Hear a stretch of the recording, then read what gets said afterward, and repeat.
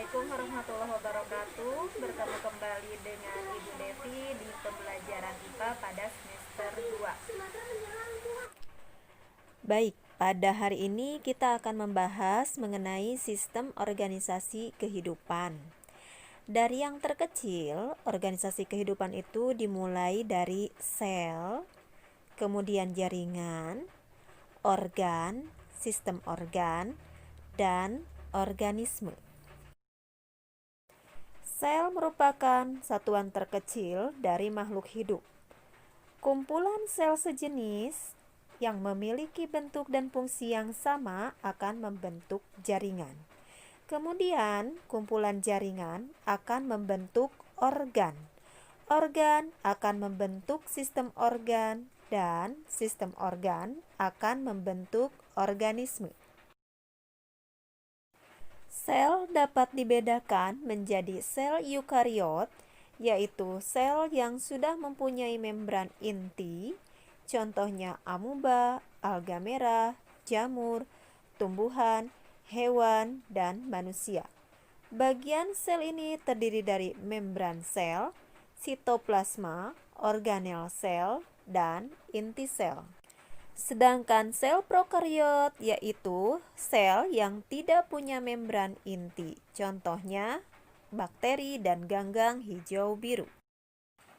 Berikut adalah gambar sel hewan beserta bagian-bagiannya, diantaranya badan Golgi, sitoplasma, mitokondria, Re, inti, membran inti, pili, ribosom, lisosom, sentrosom, peroksisom, dan organel sekresi. Yang ini adalah sel tumbuhan. Yang membedakan antara sel tumbuhan dengan sel hewan adanya dinding sel, serta vakuola dan kloroplas atau zat hijau daun. Berikut akan dijabarkan fungsi bagian sel. Yang pertama, membran sel berfungsi mengatur keluar masuk materi sel serta alat komunikasi sel.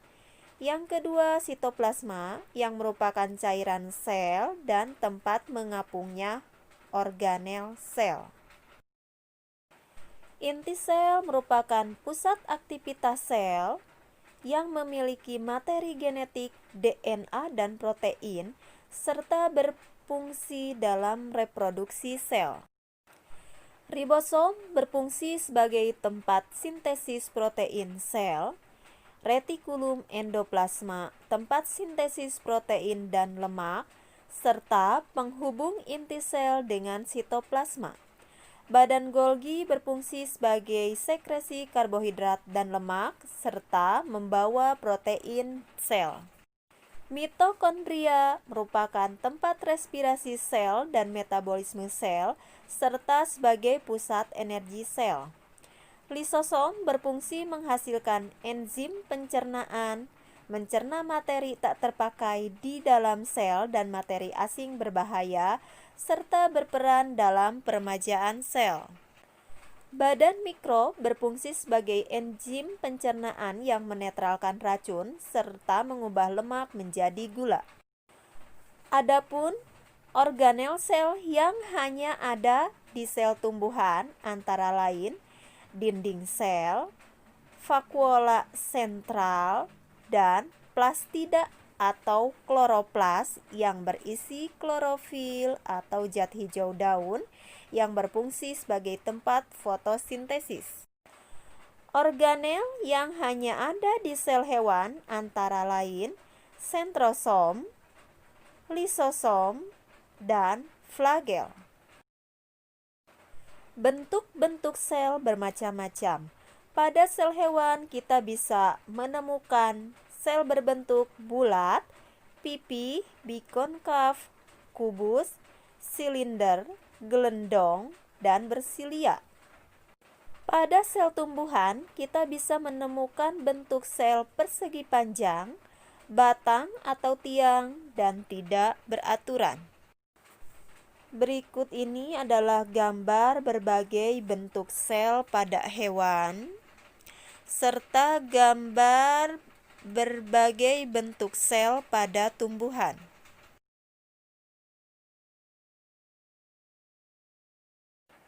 Selanjutnya kita akan membahas jaringan, yaitu kumpulan sel sejenis yang memiliki bentuk dan fungsi yang sama.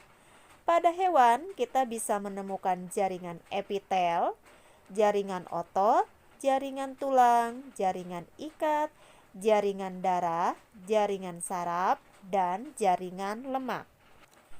Pada tumbuhan, kita dapat menemukan jaringan epidermis, jaringan meristem, jaringan parenkim, jaringan pembuluh xilem, dan jaringan pembuluh floem. Selanjutnya kita akan bahas jaringan pada hewan. Yang pertama, jaringan epitel. Ciri-ciri tersusun dari sel-sel yang rapat dan berdekatan. Jaringan ini berfungsi melapisi suatu permukaan organ dalam atau permukaan luar untuk menerima rangsang serta tempat berbagai kelenjar. Yang kedua, jaringan otot. Ciri-ciri memiliki kemampuan kontraksi dan relaksasi sebagai alat gerak aktif untuk menggerakkan rangka atau tulang, terdiri dari jaringan otot polos, otot lurik, dan otot jantung. Yang ketiga, jaringan tulang dan tulang rawan. Berfungsi sebagai alat gerak pasif untuk menegakkan tubuh dan memberi bentuk tumbuh, serta untuk melindungi alat-alat tubuh yang penting. Keempat, jaringan ikat. Berfungsi sebagai pelindung atau proteksi, penunjang, dan mengikat berbagai jaringan dan organ, serta menyimpan lemak, menghancurkan bakteri, dan sel yang sudah mati. Kelima, jaringan saraf atau neuron. Berfungsi menerima rangsangan dari lingkungan, menyalurkan rangsang ke bagian tubuh, menyalurkan respon dari otak, mengatur kerjasama organ tubuh, serta terdiri dari neuron sensorik, motorik, dan konektor. Keenam, jaringan darah merah. Berfungsi mengangkut oksigen dan karbon dioksida, serta mengangkut sari-sari makanan ke seluruh tubuh. Selanjutnya, jaringan tumbuhan. Yang pertama, epidermis, berfungsi melindungi permukaan akar, batang, daun, bunga, dan buah. Kedua, jaringan meristem, berfungsi melakukan pembelahan sel, terdapat di ujung-ujung tunas akar dan daun. Ketiga, jaringan parenkim yang merupakan jaringan dasar, berfungsi untuk penyokong tubuh, penyimpan cadangan makanan, dan fotosintesis. Keempat, jaringan penyokong, fungsinya penunjang bentuk tumbuhan. Ada dua macam, yaitu jaringan kolenkim dan sklerenkim. Ini adalah gambar berbagai jaringan pada tumbuhan. Ada jaringan epidermis, meristem, parenkim, sklerenkim, floem, kolenkim, dan xilem. Jaringan pembuluh terdiri dari dua macam, yaitu xilem yang berfungsi mengangkut air dan mineral dari akar ke seluruh tubuh tumbuhan, serta jaringan floem yang berfungsi mengangkut hasil fotosintesis dari daun ke seluruh tubuh tumbuhan. Selanjutnya kita akan membahas mengenai organ. Yang pertama, organ pada hewan. Ini ada otak, paru-paru, jantung, rahim, lambung, usus, ada mata, dan ginjal. Organ pada tumbuhan antara lain ada akar, batang, daun, bunga, dan buah. Jaringan pembuluh xilem dan floem pada tumbuhan dikotil dan monokotil posisinya berbeda.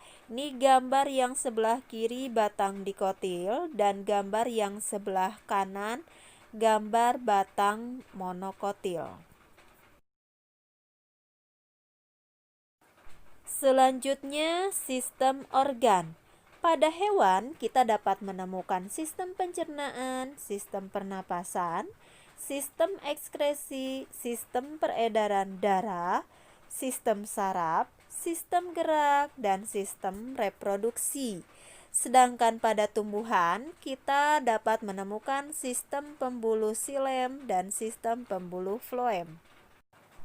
Berikut dipaparkan organ penyusun sistem pernapasan. Yang pertama, hidung, tenggorokan, cabang tenggorokan, dan paru-paru.